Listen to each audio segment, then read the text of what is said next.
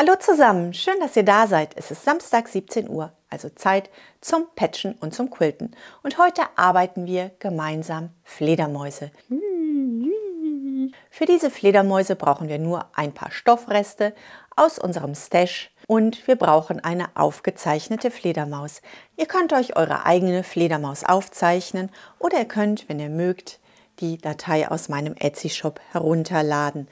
Die besteht einmal aus einer Quilt-Datei, einer Fledermaus, die ihr einfach nur quilten könnt, wenn ihr mögt, aus einem Körper und aus Flügeln. Für unseren Flügel brauchen wir Baumwollwebware, ein Stoffstück in einer Größe 20 x 10 cm.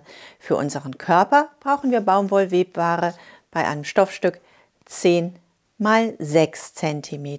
Unsere Stoffstücke bereiten wir schon vor. Wir kleben Flisofix dagegen. Wir drehen das Ganze um und auf unserem Trägerpapier zeichnen wir einmal die Flügel und einmal den Körper vor.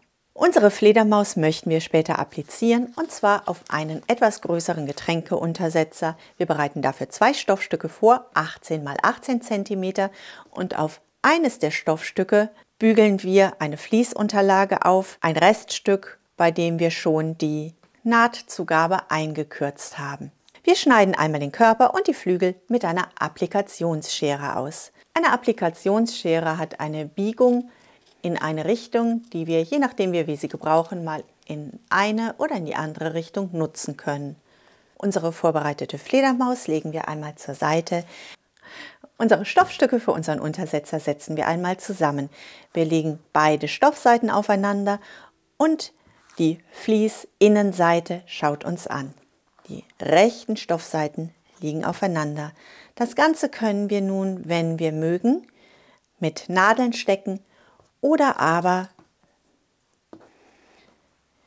wir nutzen Clip. Wenn wir das haben, nehmen wir das einmal mit an unsere Nähmaschine. Denkt daran, sehr gut zu verriegeln.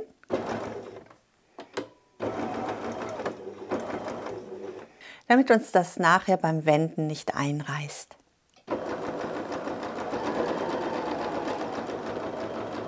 So schaut das aus. Wir entfernen unsere Nadeln oder unsere Clip. Wir schneiden die Ecken zurück und wir wenden.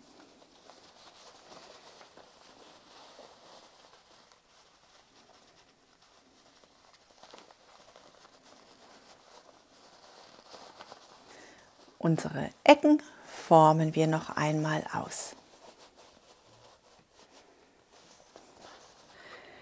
So schaut das aus und wir nehmen das einmal mit zum Bügelplatz, schlagen unsere Seiten nach innen um und wir bügeln.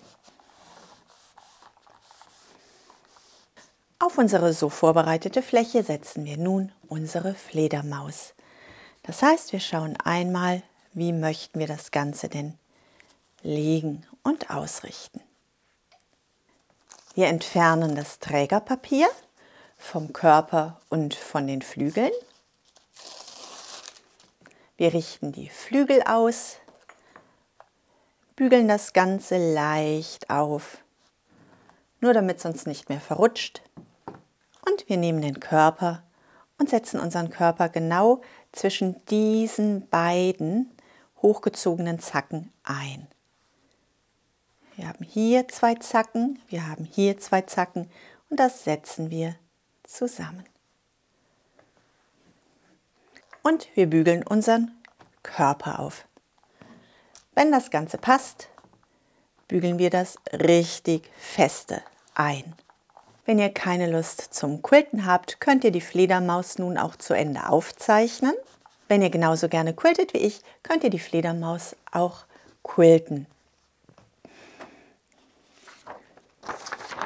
Dazu haben wir die Vorlage und die Schwierigkeit ist, wir können unglaublich schwer Farbe auf Schwarz übertragen. Was bei Schwarz aber sehr gut geht, ist, wir können einen Abdruck hinterlassen. Und genau das möchten wir nun machen. Wir legen unsere Vorlage über unsere Fledermaus.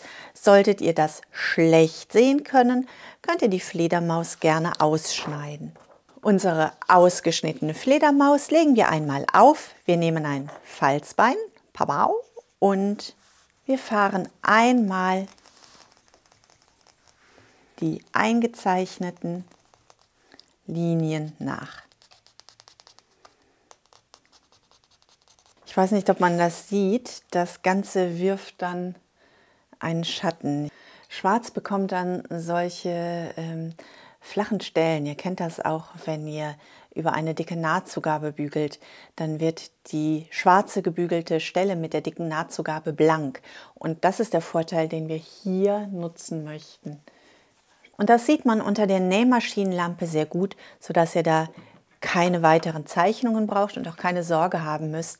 Ihr werdet später noch irgendeinen Strich sehen. Und wenn wir das so vorbereitet haben, dann starten wir mit dem Quilten.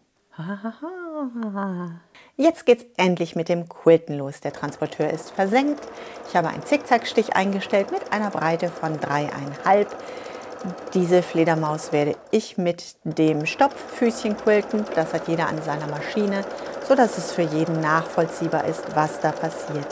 Denkt daran, den Transporteur zu versenken und die Stichlänge auf 0 zu stellen. Wir quilten die Fledermaus ganz ähnlich, wie wir es bei der Kalligraphie mit einer breiten Feder machen würden. Das heißt, wir möchten die Fledermaus gar nicht die ganze Zeit herumdrehen, sondern wir überlegen uns, welche Stellen möchten wir gerne ganz schmal und welche Stellen sehr weit haben. Und genau in dem Winkel setzen wir unsere Fledermaus, unseren zu quiltenden Bereich der Fledermaus einmal an. Wir quilten bei der Methode sehr oft sehr viele Fäden übereinander. Damit mein Faden da nicht spleißt, habe ich eine 90er Quiltnadel gewählt.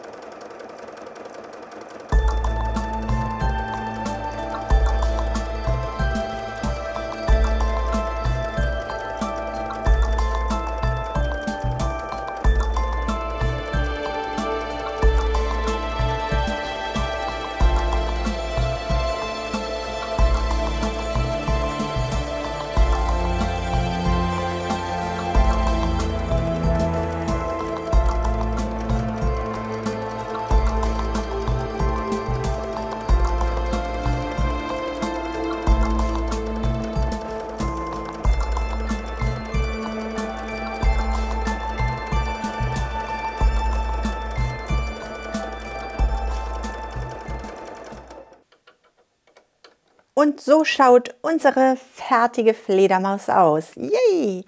Das Einzige, was wir jetzt noch müssen, wir müssen abschließend noch einmal um den Rand herumnähen, weil wir hier ja noch unsere offene Wendeöffnung haben.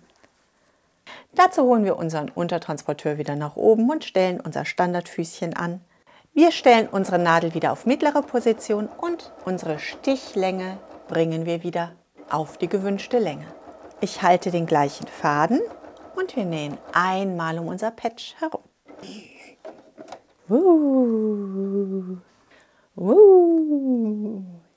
Ich hoffe, euch hat das Ganze Spaß gemacht und ihr probiert das selber einmal aus.